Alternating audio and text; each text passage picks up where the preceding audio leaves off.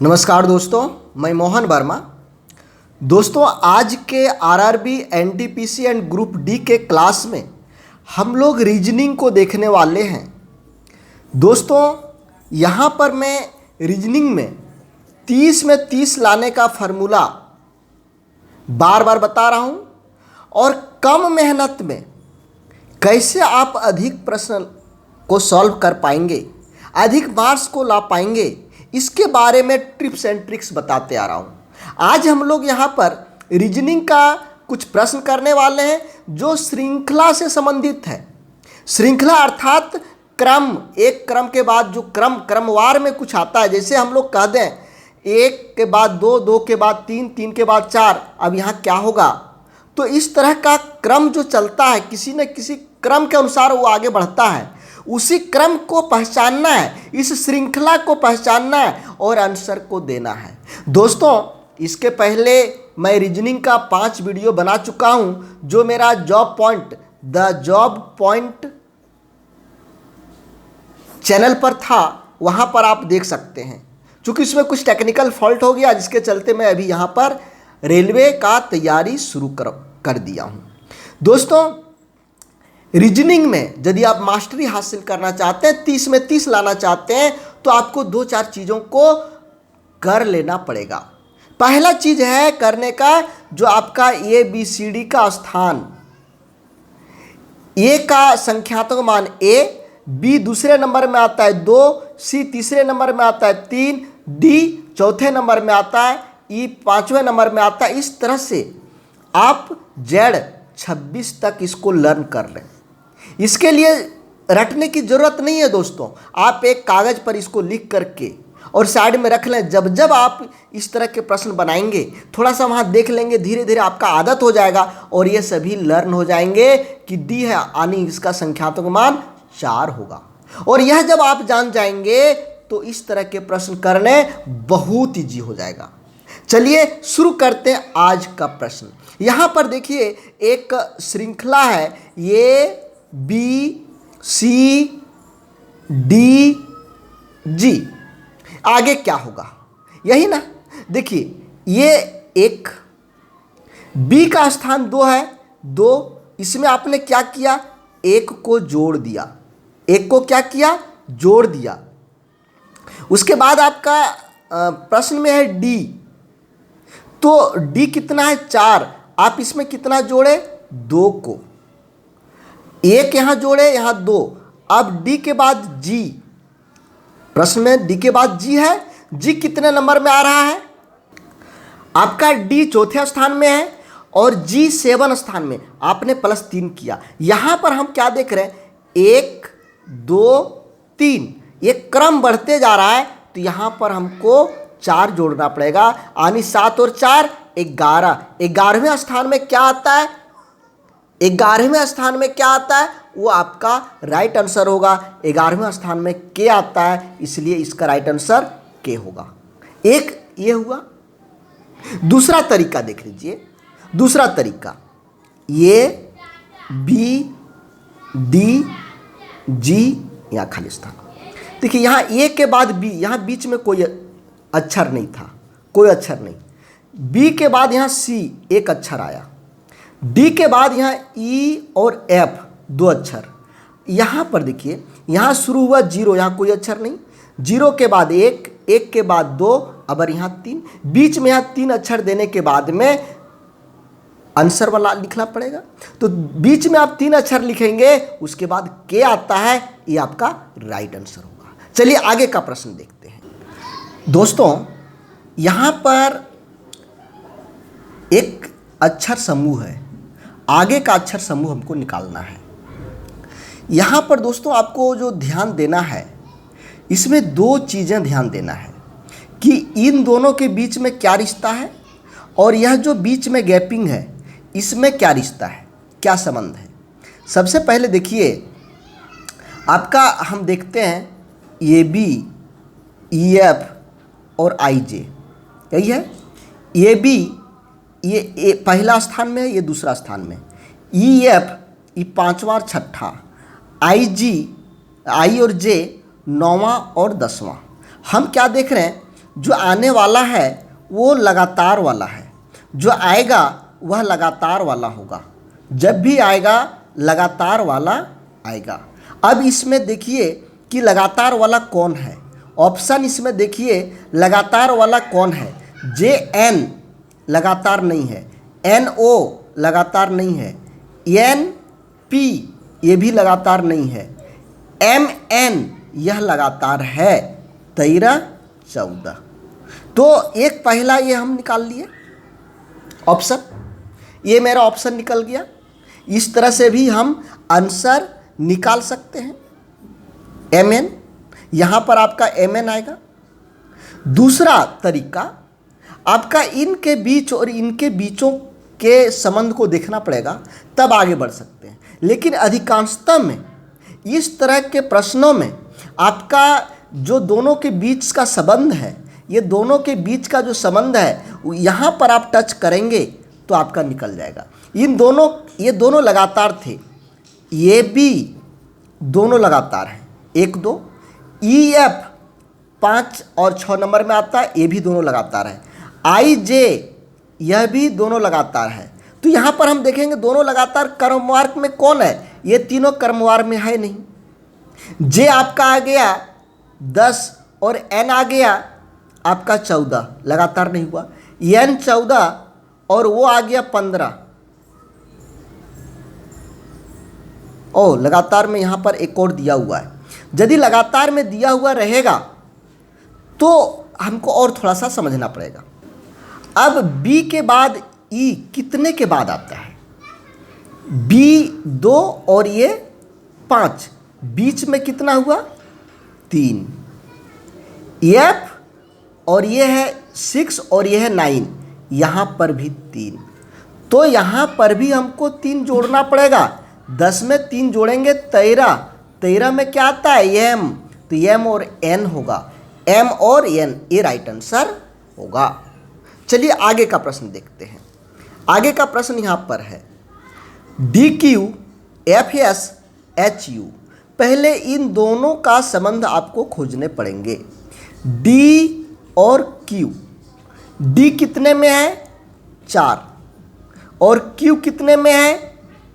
17। अब एफ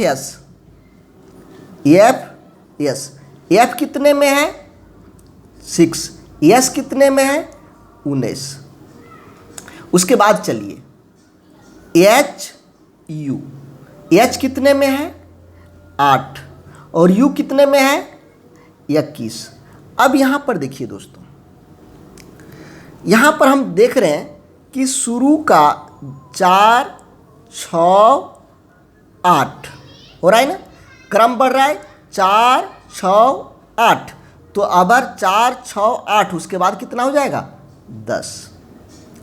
17 19 21 2 बढ़ रहा है, तब कितना हो जाएगा? 23। तो 10वें नंबर में क्या आता है? 10वें नंबर में जे और 23वें नंबर में क्या आता है? डब्लू। कौन सा आंसर होगा? जे और डब्लू। आपका राइट आंसर ये हुआ दोस्तों। कितना इजी है इसको देखिए फिर से एक बार और, फिर से थोड़ा सा देख लीजिए। D Q F S H U. D आपका चौथा, ये छठा, ये 8वां स्थान। ये क्यू देखिए 17वें में, एस देखिए 19वें में और 21वें में। अब देखिए इसमें हम जब ढूंढते हैं तो हम क्या देख रहे हैं? 2 के बाद 4, 4 के बाद 6, 4 के बाद 6, 6 के बाद 8, 8 के बाद क्या होगा? 10।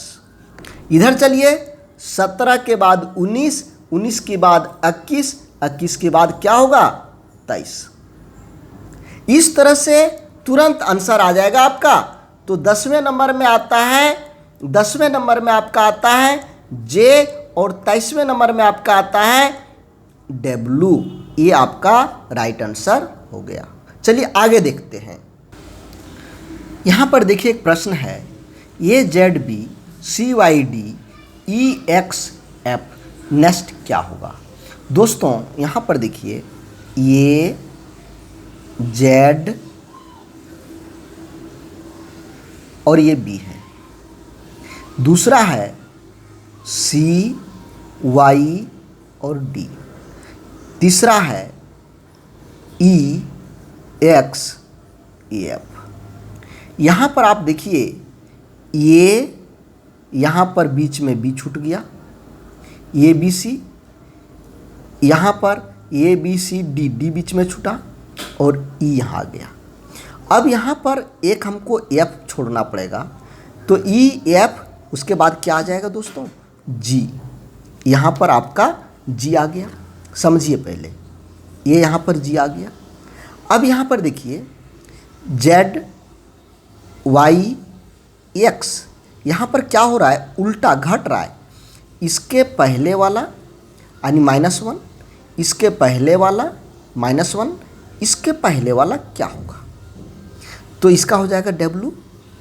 इसके पहले डब्लू होता है, डब्लू एक्स वाई जेड, यानी इसका पहले वाला। अब यहाँ देखिए इसमें चलिए बी के बाद डी है, बी सी, उसके बाद डी होगा, डी के बाद ई एफ, उसके बाद जी और फिर एच। तो आपका क्या बन गया, ये मेरा आया जी डब्ल्यू एच।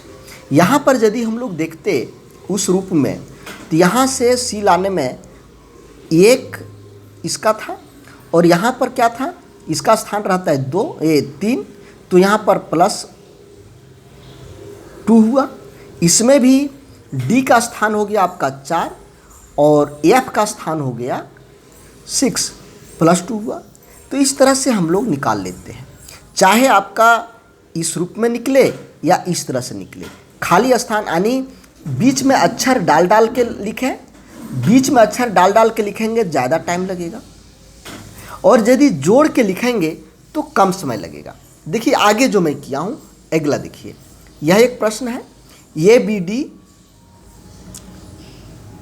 और डी जी के, फिर H M S H T B. देखिए ये B D,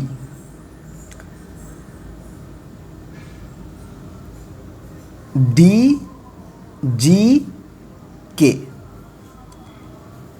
H M S M T B. अब ये कितना में है, एक पहला स्थान में, डी कितना में है, चौथा स्थान में। क्या किया, +3। यहाँ पर देखिए एच कितने स्थान में है, एच है 8वें स्थान में, यहाँ पर क्या किया, +4।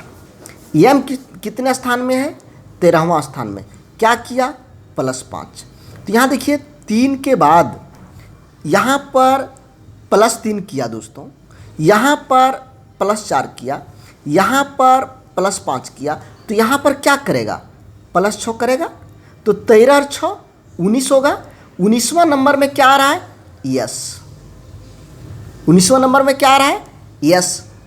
तो दोस्तों यहाँ पर देखिए यस किस में आ रहा है, ये। इधर हम नहीं भी करेंगे, शॉर्ट में यदि चलना चाहेंगे तो मेरा ए आंसर आ गया, SBL। आप इसमें भी जब संबंध खोजेंगे तो संबंध कुछ न कुछ आ जाएगा। देखिए बी कितना नंबर में है, दूसरे में, बी का स्थान 2 है, जी का स्थान कितना है, 7 +5 हुआ, एम का स्थान कितना है, 13 +6 हुआ, टी का स्थान कितना है, 20 +7 हुआ। तो 5 6 7, अब कितना जोड़ेगा, 8 जोड़ेगा, मतलब हो गया 28। तो 26 तक ही है। ये लेटर आपका कितना है, 26 के बाद दूसरा स्थान में क्या आता है, बी आता है आपका, बी। तो यस बी। इसी तरह से यहाँ पर आपका जब करेंगे तो एल निकल जाएगा। चूँकि शुरुआत में हमने देखा कि एस है, तो एस किस में है, यस आपका केवल इसी में है, तो ये राइट आंसर ये होगा। एक से ही हम पता कर सकते हैं कि बाकी हमको करने की ज़रूरत नहीं पड़ेगा समय बचाने के लिए। चलिए आगे का देखते हैं। यहाँ दिया गया है, नीचे दिए गए प्रश्न में संख्या और अक्षरों की एक श्रृंखला दी गई है। प्रश्नवाचक चिन्ह के स्थान पर आने वाला संख्या या अक्षर समूह चुनिए। दोस्तों इस तरह का एक श्रृंखला है, यहाँ पर क्या आएगा इसको देखना है। देखिए ABCDEFGH, अरे यार यहाँ तो आपका देखिए क्या है कि ABCD लगातार है, ABCDEFGH, आगे क्या होगा ABCD में, आगे क्या होगा H, यहाँ तक हो चुका है, I, उसके बाद J, तो IJ 2 में है। अब हमको चुनना इन दोनों में से कौन होगा। अब यहाँ देखिए 3 के बाद यहाँ 4 प्लस किया 7 आया, 7 में 4 प्लस किया 7 4 11, 11 में 4 प्लस किया 15, 15 में 4 प्लस कर देंगे, चूँकि हर जगह 4 4 प्लस हुआ तो 15 4 19, आपका ये राइट आंसर हुआ। एकदम इजी सा, कभी कभी है ना इतना इजी रहता है जो देख करके ही आ जाता है। देखिए ABCDEFGHIJ हो गया, यहाँ 4 जोड़ा, यहाँ भी 4 जोड़ा, यहाँ भी 4 जोड़ा, तो यहाँ भी 4 जोड़ देंगे, ये राइट आंसर हो गया। यहाँ देखिए दोस्तों ये श्रृंखला है, इस श्रृंखला का संख्यात्मक मान आप लिख दें। देखिए अंत में 1 2 3, तो यहाँ पर 4 आएगा, 4 2 में दिया हुआ है, 4 2 में दिया हुआ है। अब यहाँ पर देखिए 4 2 में है तो 2 में D फिर है, लेकिन E होगा कि F होगा ये समझ में नहीं आ रहा है, यहाँ पर कन्फ्यूजन है। तो यहाँ पर कन्फ्यूजन कैसे करेंगे। यहाँ देखिए लगातार एक कम हो रहा है, यहाँ बढ़ रहा है, यहाँ भी लगातार है। यहाँ पर हम क्या देख रहे हैं कि या तो लगातार कम होने वाला या तो लगातार बढ़ने वाला। यहाँ इसके बदले यहाँ पर कम हुआ और ये आगे बढ़ने वाला होगा, तो D के बाद जस्ट E होता है, तो ये लगातार हुआ। यहाँ पर ये लगातार नहीं है, तो ये आपका राइट आंसर होगा, ये आपका राइट आंसर होगा DE4। देखिए कभी कभी है ना, यहाँ पर देखिए 25 26 23 22, यहाँ लगातार घट रहा है। यहाँ देखिए 25 के बाद 24 होता है, माने घटेंगे तो, और 24 के बाद 23 आता है यानी घटने पर। इसी तरह से तो यहाँ पर ये 1 2 हुआ, 3 हमको नहीं लेना है, 4 लेना है। चौथे स्थान पर D आता है, चौथे स्थान पर D आता है, लेकिन D के बाद लगातार लेना है। ये सब देखिए आपका लगातार क्रमवार, D के बाद E आता है, और संख्या में 1 2 3, यहाँ 4 आ गया। बहुत कम समय में आपका आंसर आ गया। देखिए यहाँ पर अगला, देखिए यहाँ पर I Z, ये दोस्तों एक है, एक Z, ये 3 YB 6 XC 10 WD, और यहाँ पर यहाँ आप देखिए पहले ये संख्या को चलिए, संख्या में आपका यहाँ +2 हुआ, 1 से 3 आया +2 हुआ, यहाँ पर +3 हुआ, यहाँ पर +4 हुआ, यहाँ पर कितना होगा +5, 2 3 4 5 क्रम में, तो 10 में +5 करेंगे 15 होगा, यानी यहाँ पर 15 का 2 है, 15 का 2 है, यह भी है यह भी है, ये दोनों में से एक आंसर होगा। अब इसमें चलिए यहाँ पर देखिए A B C D, पीछे में क्या होना चाहिए E, तो 2 में E है। चलिए अभी भी कन्फ्यूजन है E। अब आगे चलिए, अब उल्टा चल रहा है, Z के बाद Z के पहले B होता है, Y होता है, Y के पहले X होता है, X के पहले W होता है, और W के पहले V होता है। इसको फिर से थोड़ा सा लिख देते हैं दोस्तों। यहाँ पर 1 Z A 3 YB 6 XC 10 WD। यहाँ पर देखिए ये अंक में इसमें बढ़ा 2, इसमें बढ़ा 3, इसमें बढ़ा 4, तो इसमें बढ़ जाएगा 5। 5 बढ़ाएंगे तो हो गया 15। एक हुआ।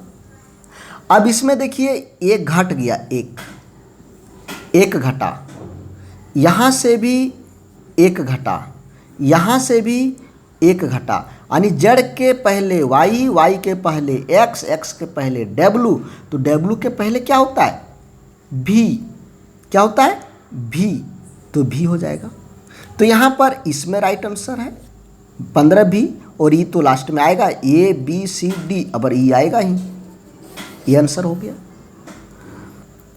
देखिए दोस्तों यहाँ पर आपका पहले संख्या चलिए, 5 से 8 हुआ +3, 8 से 11 हुआ +3, 11 से 14 हुआ +3, तो 14 से 3 जोड़ेंगे 17, 17 3 में दिया हुआ है। चलिए अभी भी कन्फ्यूजन है। अब चलिए के कितने नंबर में आता है? के का स्थान है 11, आई का स्थान कितने में है? आई का स्थान 9, जी का स्थान कितने में है? 7, ई का स्थान कितने में है? 5। हम क्या देख रहे हैं यहाँ पर हम लोग कि इसमें 2 घटाया, यहाँ पर भी 2 घटाया, यहाँ पर भी 2 घटाया, यहाँ पर भी 2 घटाएंगे तो 3 आ गया, तो 3 में आता है सी। अब देखिए C17 से 1 है, हमको बीच वाला बैठाने की ज़रूरत नहीं, ये राइट आंसर हो गया। तो दोस्तों इस तरह से हम लोग रीजनिंग के क्लास को देखेंगे। आगे आने वाले में अभी थोड़ा सा कन्फ्यूजन आप लोग को लग रहा होगा, जब बातें कुछ अच्छी तरह से समझ जाएंगे तो बहुत ही आसान लगेगा। दोस्तों यहाँ आप लोग की कंप्लीटली RRB NTPC और ग्रुप डी की तैयारी होगी। केवल मेरे साथ बने रहें। वीडियो अच्छा लगा होगा तो लाइक ज़रूर करें।